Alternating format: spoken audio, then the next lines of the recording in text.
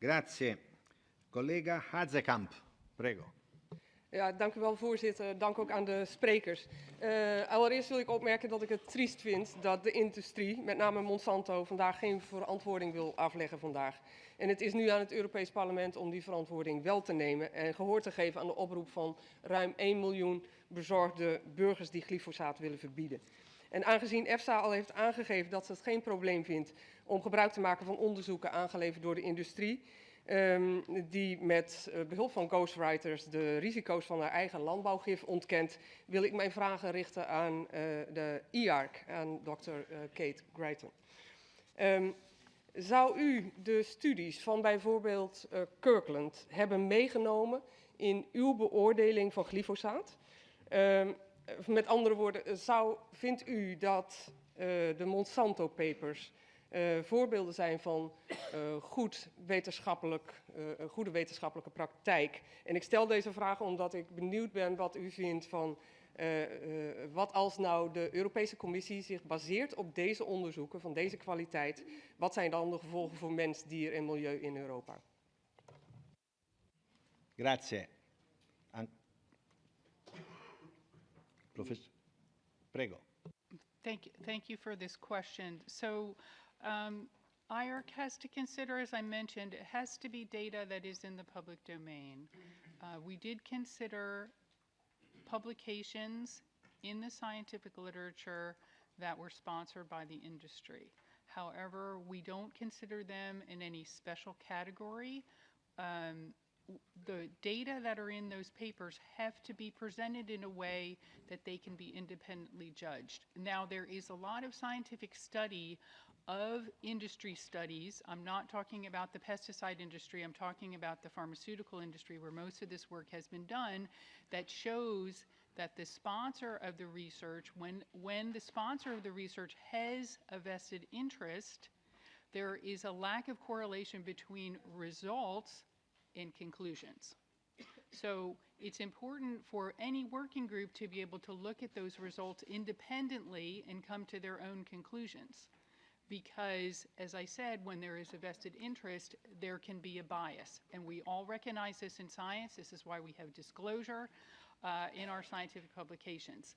So with respect to the publications from the industry, this was a very difficult point of discussion for the working group that looked at glyphosate, because some of the industry publications had conclusions that we could not verify based on the evidence that was provided either in the paper or in the supplemental information that was available from the journal. I can give you a couple of examples. For instance, there was one of the studies that Professor Portier referred to, a study where there was clearly a positive response for malignant lymphoma in the mouse, and the study stated that the publication stated that this particular study, there was a virus in the animals, and therefore this result shouldn't be taken into account. Well, from the information that we had available from this publication, there was no way to verify whether that virus existed or whether it did not exist. It's just one example that independent scientists looking at this data could not really understand how that conclusion came about. Was it a speculation? But it wasn't in the discussion section, it was in the results. So there should have been some sort of supporting data to have that kind of impact on the overall assessment of the study. There should be something to indicate, well, the health of the animals was compromised. And we were not able to do that. That's just one example. That was true also of the extensive publication authored by Dr. Kirkland that we, in some cases, had to set those aside. Bene, grazie. Adesso è il turno del Presidente Alojz Peterle. Hvala lepa, gospod predsedujoči. Ko ste dejali predsednik, ste verjetno mislili, da vodim skupino poslancev, ki se posebej posvečajo boju proti raku in so seveda zaskrbljeni ne samo za zdravje evropskih državljanov, ampak smo zaskrbljeni tudi, kadar vidimo tako različna stališča in ocene o isti stvari. In smo posebej občutljivi na vprašanje transparentnosti, možnosti preverjanja in seveda, ker smo zastopniki ljudi, bi radi vedeli, kakšni so dejanski vplivi rabe glifosata na zdravje ljudi in jim težko odgovarjamo, kadar se na nas obrnejo, ker imamo z različnih visokih naslovov različne poglede oziroma različne ocene. Jaz sem si želel, da bi se trije prvi panelisti, potem ko so povedali vsak svoje, da bi tudi med njimi stekla debata oziroma predlagam, če čutijo to potrebo, da komentirajo drug drugega. Mene zanima, kaj prvi govornik lahko pove oziroma kako ocenjuje IARC to, kar dela EFSA. In mislim, da je bilo zanimivo slišati, kako vidijo drug drugega. Hvala. Okay. Professor Portier. So I have to admit up front that I'm possibly biased since I was part of the IARC working group. But I'll give you my honest opinion now, 2.5 years later. IARC could have done a better job. There's no doubt in my mind. There was information there that had we had more time and effort, we'd have pulled out. I'm absolutely convinced it would not have changed the final call by the IARC working group, but they could have done a better job. With respect to EFSA and ECHA, EFSA's process is defined as a peer review, and I understand that, and I don't have a problem with that peer review.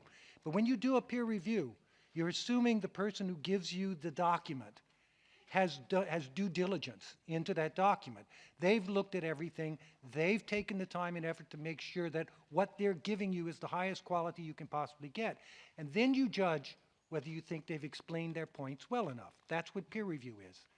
The problem in this case is that's not what was done.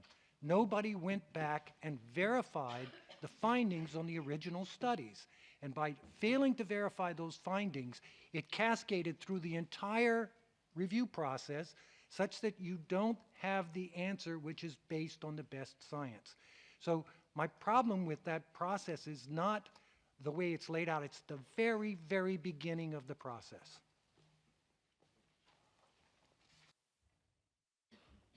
Grazie professore. Adesso Philippe Loiseau.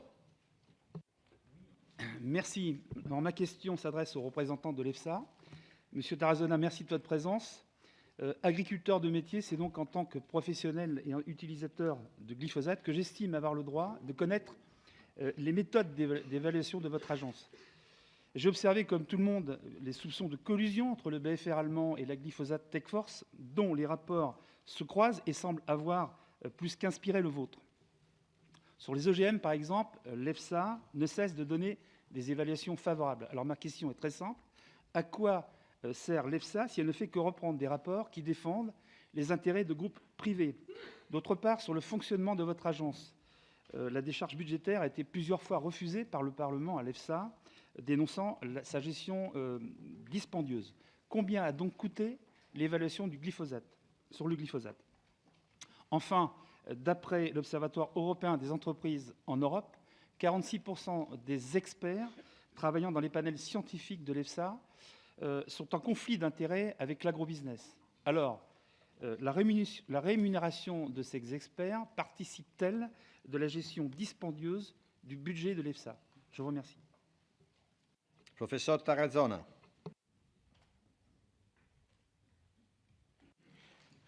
Thank you for your question. I think that we consider that there is evidence, and I can talk only on pesticides because I'm the head of the pesticide unit, so I will cover for pesticides.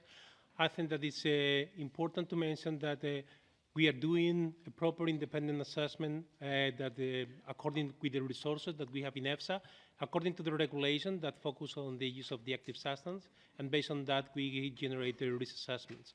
There has been a lot of accusations on the independence. You have mentioned some elements that we have already reviewed, but even more important, the panels have not been involved in the assessment of glyphosate.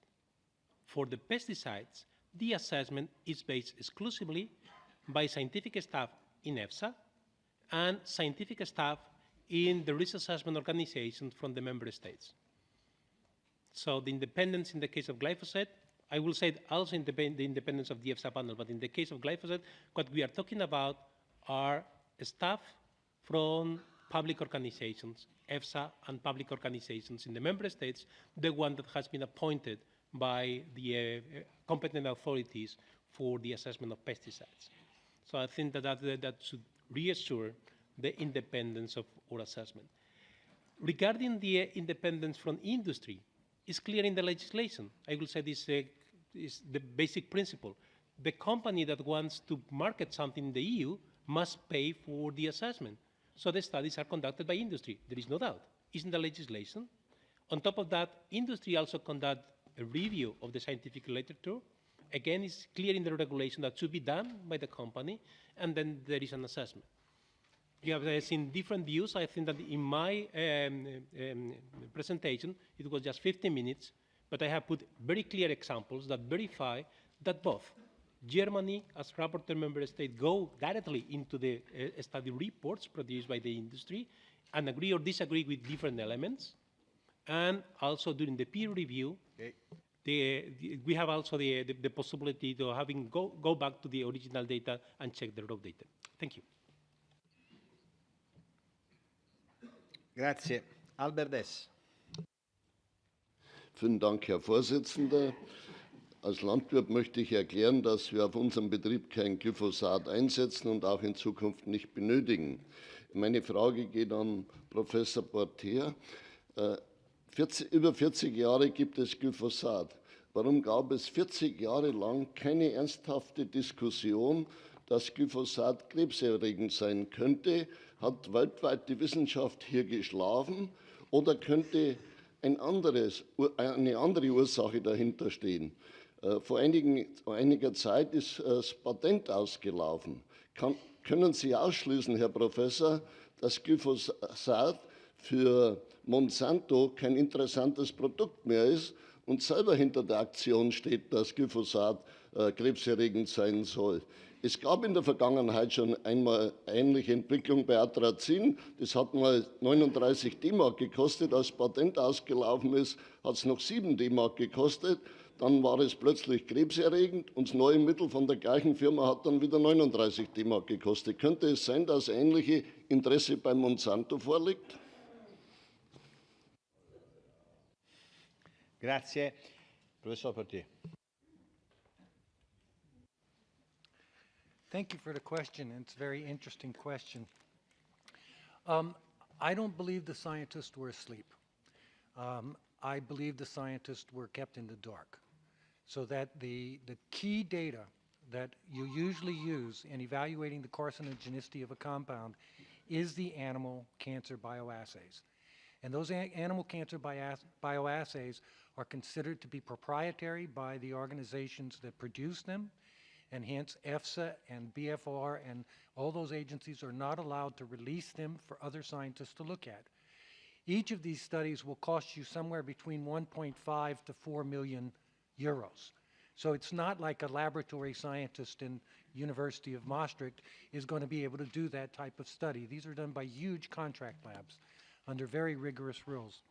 So I think had those studies been released, you would have seen this happen much earlier than the 30 years it's taken to get here.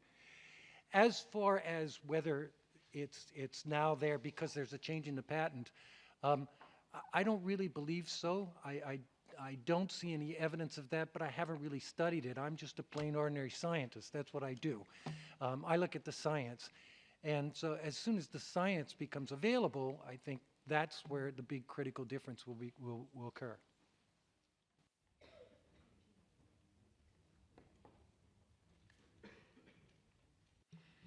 Bene, Susanne Melior. Vielen Dank, Herr Vorsitzender. Ich will mich ausdrücklich bedanken bei der EFSA. Herr Dr. Jose Tarazona hat hier nochmal dargelegt, wie der eigentliche Prozess läuft, was bei der EFSA bewertet wird, wie die Peer-Review-Verfahren dann auch durchgeführt werden. Und in dem Zusammenhang habe ich nochmal eine Frage an ihn oder vielmehr zwei Fragen, auch hervorgerufen durch andere Äußerungen, die hier im Raum stehen. Welchen Einfluss haben die Monsanto Papers, und um die geht es uns hier vor allem bei dieser Anhörung, insgesamt gehabt? Sie sprachen von 1500 Studien. Da muss man ja bewerten können, welche Einflussnahme da vorgelegen hat, und vor allem auch die Frage nach der Basis. Also wenn die Basis falsch ist, ist auch die weitere Bewertung falsch. Von daher interessiert uns das ganz besonders. Und ich frage Sie auch, wie bewerten Sie, dass unterschiedliche Ergebnisse einmal von der IARC vorliegen und einmal von Ihnen? Wie können Sie sich das erklären? Dankeschön. La domanda? Please, Professor. Thank you for the question. So first, I will say that the key element for the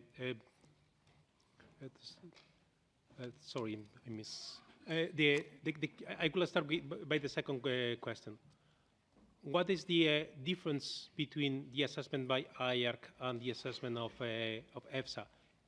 We feel that there is two elements. First is the evidence, and second is the assessment of the methodology. And we have published a review in a scientific peer review, one of the best scientific journals in the world, Archive of Toxicology, explaining all the details. But simply we have more evidence, and also we have a different methodology.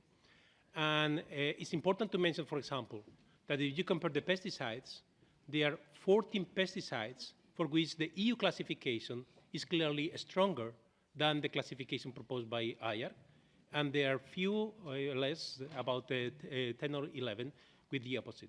So it's not specific for glyphosate. Regarding your first question on the Monsanto Papers, we have already produced a statement, and it's clear that there is no consequence at all. The only information that has been released by the Monsanto Papers is that there are two review studies that were mentioned in the assessment by the applicant, by IARC, and by us, that they are review studies that were sponsored in one way or the other by industry. But that was already mentioned in the papers. One of the papers clarified that there was a direct sponsorship. The other paper also clarified that the information has been provided by the company. So there is no consequence at all of the Monsanto Papers on the EFSA assessment. We are very careful with the assessment. We check all the evidence because we are the first one that we want to have a solid assessment. The reputation of EFSA, but more important, the health of the European citizens and the protection of the European environment depends on our assessment. So we have considered every single piece of information released from the Monsanto paper, and we have not been able to identify any single element that affects the EFSA conclusion. Thank you. Grazie.